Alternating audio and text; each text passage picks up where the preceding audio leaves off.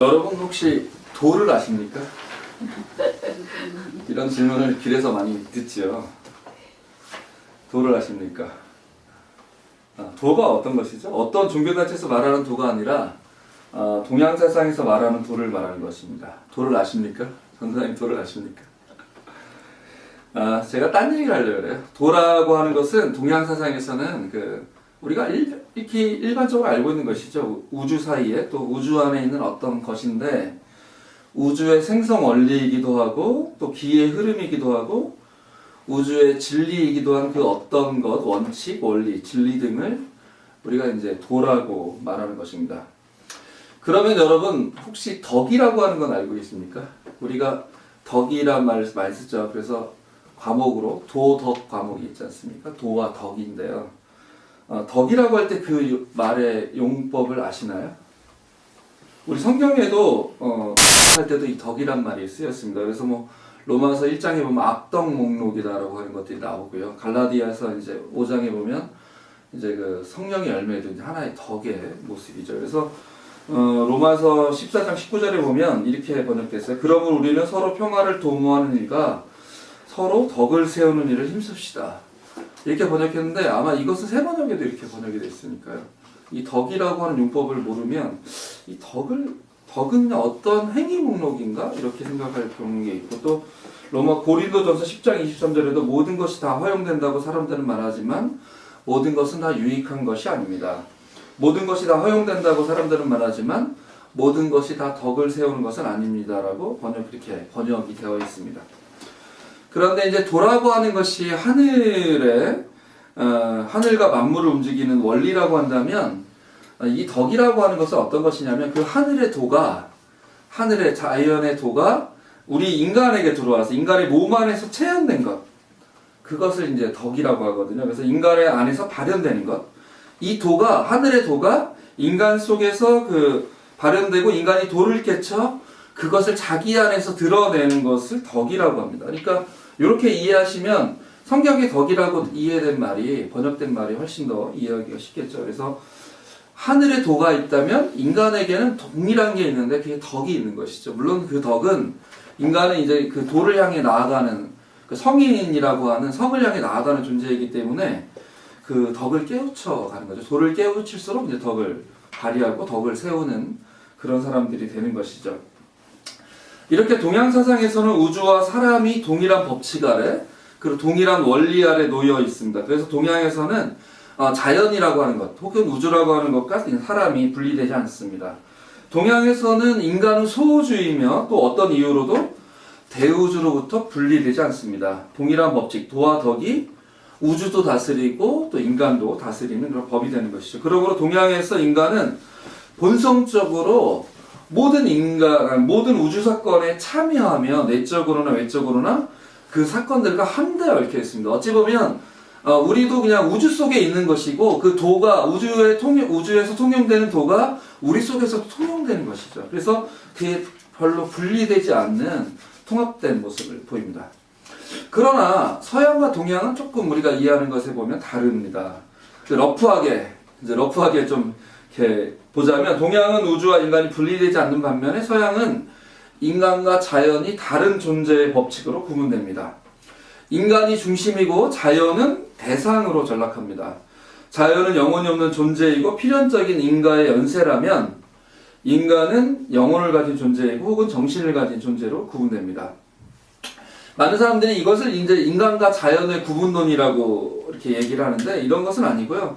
더 정확한 말로는 이제 이러한 생각의 배경에는 심신이연론이라고 하는 것이 있는 거죠. 그래서 그 유명한 이제 데카르트가 나는 생각한다, 고로 나로 나는 존재한다라고 하는 유명한 말을 남겼는데 이러한 그의 말 속에서 정신은 생각하기 때문에 존재하는 거잖아요. 그러면 내 몸이 없어도 정신은 생각할 수 있다라고 하는 거예요. 그래서 다시 말해서 정신은 신체가 없이도 존재할 수 있으나 신체라고 하는 것은 정신과는 전혀 상관없이 또 신체라고 하는 것도 정신과는 상관없이 존재할 수 있는 거죠. 어떤 물질이 계속 이어지는 것. 아까 필연적인 인과의 연세라고 제가 표현을 드렸는데 그런 것들을 이제 데카르트 용어에서는 이제 연장함으로써 존재한다. 물질은 이렇게 생각을 한 거예요. 그래서 생각하는 나가 내 몸을 바라보면서 내 물질이 존재하네? 생각이 떠나 있는데 이렇게 예를 들어 러프하게 본다면 이렇게 이해한다고 했을 때 어떻게 보냐면 정신과 물질이 분리될 수 있다고 보는 거죠. 그래서 사람은 정신과 물질을 같이 갖고 있는 존재이긴 하죠. 하지만 이 물질 속에는 정신이 있다 없다라고 했을 때는 그때부터 이제 정신이 없다라고 본 거죠. 이걸 심신이원론이라고 하는데 정신은 완전히 비연장적인 사유를 본성으로 하는 실체이고 물체는 전혀 영적인 성질을 갖지 않는 연장만을 본성으로 하는 실체라는 생각이 자리 잡고 있는 것인데요. 이렇게 우주와 사람을 이해하다 보니까 하나님에 대한 생각이나 그리스도에 대한 생각도 어떻게 이해하게 되냐면 인간 중심주의적으로 이해하게 되었습니다. 물론 이것은 데카르트부터 시작된 것은 아닙니다. 이것은 사실은 이제 어거스틴부터도 그 전에도 이제 그리스도 전통에서 사고된 것이죠. 모든 것이 인간을 위한 것이고 모든 것이 인간을 구원하기 위한 것, 혹은 모든 것은 나를 위한 것이고 모든 것은 나를 구원하기 위한 것으로 이해하게 된 것입니다. 이런 생각은 필연적으로 그 인간 중심에 대한 생각을 더 강화시키게 됩니다. 그래서 인간을 중심적으로, 인간을 자연으로부터 그리고 우주로부터 분리시켜서 내가 없으면 우주도 없는 거죠. 그렇게까지 가는 거죠. 그래서 신앙을 갖더라도 우주적인 구원 혹은 우주적인 변모의 구원이 아니라 우주가 변모하는 것, 세상이 변모하는 게 구원이다라고 생각을 갖는 것이 아니라 내가 내 죄에서 벗어나고 개인적인 구원을 가지게 되면 그만인 것이죠. 그래서 이런 걸 더 필연적으로 강조하게 된다는 것이죠. 그러나 성경을 서구의 눈으로, 많은 사람이 이 서구의 눈으로 성경을 본 것을 정통이라고 생각하고 오해하는 것처럼 서구의 그 생각으로만 봐야 하는지는 의문입니다. 인간을 중심으로 성경을 보기 시작하면 사실은 이제 인간은 6일째 창조됐는데 인간이 창조되기 이전의 창조는 모두 다 의미가 없어지고 인간을 위해서 만들어진 그 어떤 것이라고 전락하는 것이죠. 그래서 저도 설교할 때 많이 쓰지만 한번 반성적으로 생각해보면 그런 거예요. 인간이 청직이다. 그래서 마치 청직이라는 말은 그나마 괜찮아요. 이렇게 지켜주는 존재니까.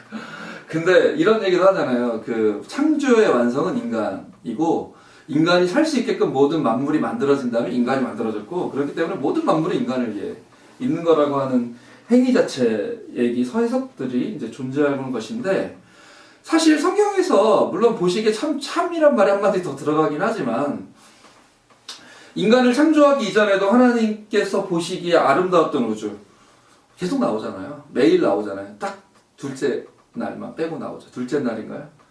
네, 하늘과 땅에 있는 물을 분리하고서는 보시기 좋았다는 말이 이제 나오진 않죠. 왜냐면 물이 또 땅에서 묻과 물로 분리되기 전까지는 그 하루 빼고는 다 보시기 좋았다라고 말씀하신 그 아름다움과 우주의 아름다움과 그 가치를 인간 중심으로 보면 상실해버린다는 겁니다. 그래서 언제부터인지 모르게 자연을 찬양하거나 피조세계를 우주의 신비를 말하는 것은 기독교 전통에서 비신앙적이거나 심지어 반신앙적으로 오해를 받기도 했습니다. 그러나 하나님의 도가 온 우주를 타고 흐르는 것이라면 온 우주 안에 생성의 원리요 생명의 원리로 하나님의 도가 편재되어 있는 것이라면 굳이 하나님의 그 혼, 하나님의 그 영, 하나님의 그 기운, 그 생명을 인간에게만 있는 것으로 가둬놓고 다른 존재, 다른 피조물, 다른 우주에는 없다라고, 다른 피조세계에는 없다라고 하면서 전체 피조세계를 하찮은 것으로 봐야 할 이유가 전혀 없지 않을까 이런 생각을 하는 것입니다. 오늘 본문에서 읽은 것처럼 우리 골로새서 1장 16절 17절을 보면 모든 만물이 그 안에서 창조되었다. 그리스도 안에서 창조되었고 만물이 그리스도 안에서 존속한다. 17절. 그리스도가 만물의 근원이다. 18절. 그분이 십자가를 진 것이 그분으로 말미암아 만물을 그 땅에 있는 것들이나 하늘에 있는 것들이나 하나님과 기꺼이 화해시킨 것. 20절에 나오는 말씀인데 화해시킨 것이라면 그리스도의 십자가 사건, 그리스도께서 십자가를 지고 돌아가신 사건이 마치 인간만을 위한 것으로 혹은 개인의 제사함만을 위한 것으로 개인의 구원을 위한 것으로 축소시켜 볼 필요는 전혀 없습니다. 오히려 그리스도의 사역이 우주 전체를 새롭게 하고 우주 전체를 되돌려서 창조 때의 아름다움, 창조 때의 보시기 좋았던 그 서로 그 관계성, 그 필연성, 그 우주의 요소 하나하나를 다 변화시키는 것이 하나님의 거대한 우주구원 프로젝트로 이해하는 것이 더 낫지 않을까 생각합니다. 오늘 읽지는 않았지만 에베소서 1장 1장 9절 10절을 보면 이런 말씀이 나옵니다. 그리스도 안에서 미리 세우신 하나님이 기뻐하시는 뜻을 따라 하나님의 신비한 뜻을 우리에게 알려주셨습니다라고 바울이 얘기했는데, 그 뜻이 뭐냐면 하나님의 경륜은 때가 차면 하늘과 땅에 있는 모든 것을 그리스도 안에서 그분의 머리로 하여 통일시키는 것입니다 라고 하는 말이 나오는데, 모든 것이라고 했지 인간만을 뭐 제사하기 위해서 이런 말은 없는 것이죠.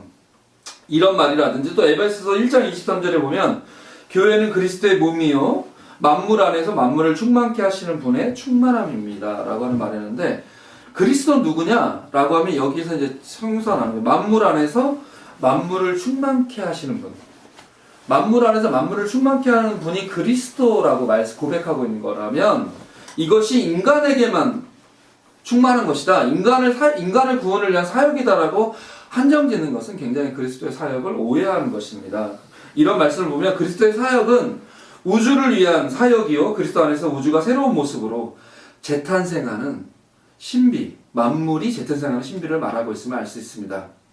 이렇게 성서를 인간을 위한 말씀이 아니라 온 우주, 만물을 위한 말씀으로 읽어야 한다면 우리가 시급히 가져야 할 자세는, 우리가 시급히 해야 할 일은 어찌 보면 우주와 불량으로서 잃어버렸던 인간의 우주성을 회복하는 일이 될 것입니다. 인간을 개별적 존재, 구별된 존재가 아니라 인간이 우주 안에 있고 우주가 인간 안에 있음을 몸으로 느끼는 것이 그 우주성이 첫 번째고, 우주의 다른 모든 것이 연결되어 있다라고 하는 것을 발견하는 것이 두 번째고, 만물이 상감되어 있으며 서로 연결되어 있는 거죠. 긴밀하게 네트워크되어 있으며 모두가 운동 중이고 모두가 운행 중이고 모두가 움직이면서 노래하고 춤추고 놀람에 가득 차 있음을 발견하는 것이 그 세 번째고, 모두가 축복이고 약 200억 년의 거룩한 구원 역사를 가진 지속적이며 풍요로운 축복임을, 이 우주가 축복임을 깨닫는 것이 그 인간의 우주성을 회복하는 넷째입니다. 그래서 오늘 우리가 신앙시에서 읽은 것처럼 빙에는 힐데가르트는 불이 불꽃으로 하나님을 찬양하네, 바람이 불꽃 불어 하나님을 찬양하네, 들려오는 목소리가 하나님을 찬양하네, 듣노라면 그 말이 하나님을 찬양하네. 듣고 보니까 온누리가 하나님을 찬양하는 노래로구나 라고 노래했던 것입니다. 이러한 우주는 태고의 신비, 창조의 신비를 보여주는데, 그것은 우주가 하나의 우주, 하나인 우주, 그리고 전체가 그 부분마다 관통하는 우주, 우주의 다른 것, 모든 것과 연결되어 있는 우주, 만물을 충만케 하시는 분의 모습을 따라 하나님으로 충만해 있는 그런 우주입니다. 이 우주는 우리에게 축복이며 또 우리의 찬양거리이고 우리에게 주어진 은혜이며 어찌 보면 우리 모두가 뛰어노는 모태인 것입니다.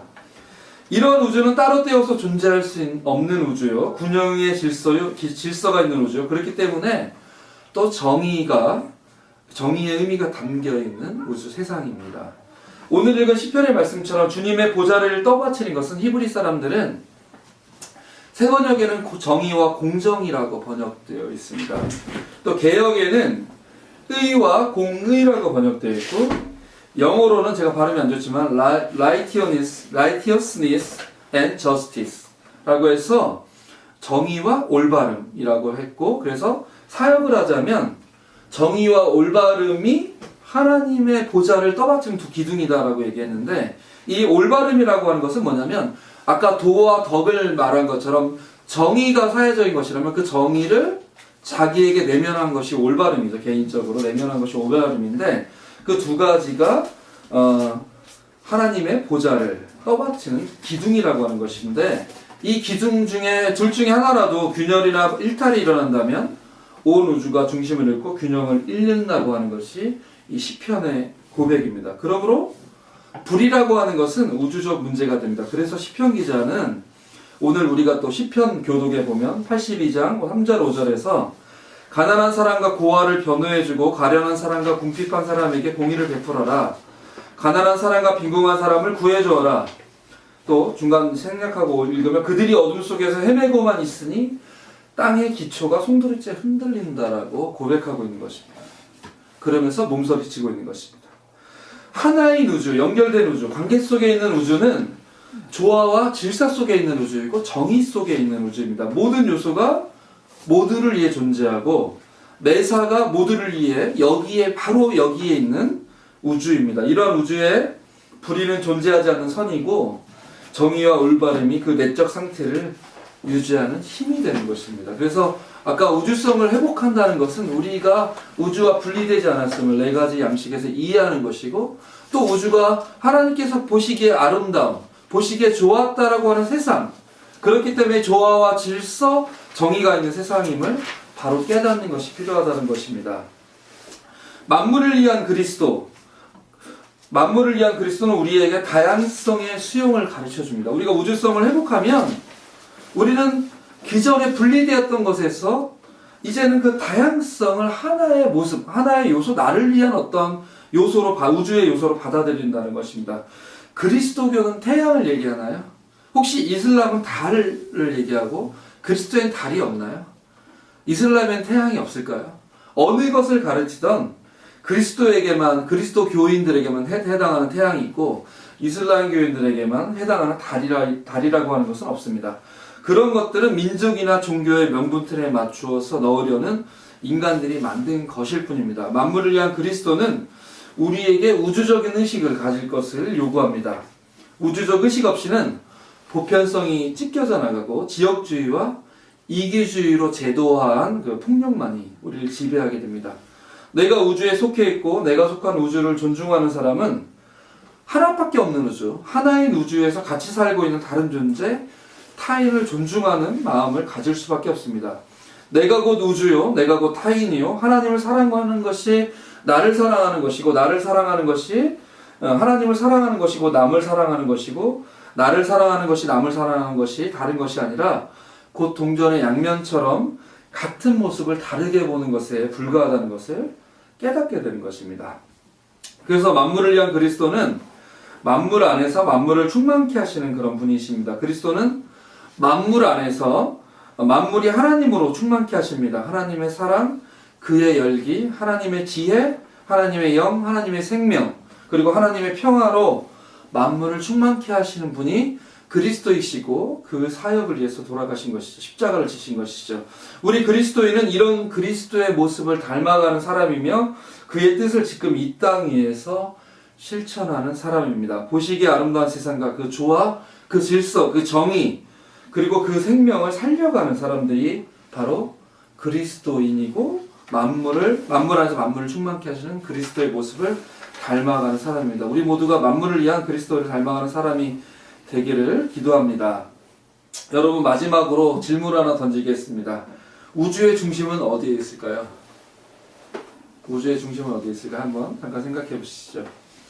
예루살렘 성전에서 예배할 때 유대인들은 그 예루살렘 성전이 우주의 중심을 대표한다고 믿었습니다.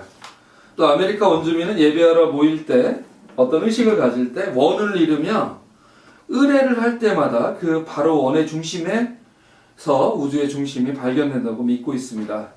초기 그리스도인들은 하늘에서 탁 땅에 박힌 어떤 십자가의 표상이 박힌 그 십자가 위에서 마치 하늘을 향해 자라는 우리 신수라고 하죠. 그 하늘을 향해 자라는 신화에 나오는 이야기 나무처럼 그 십자가가 하나의 그 우주의 중심을 표상한다고 생각하고 그 안에서 우주의 중심을 찾았습니다.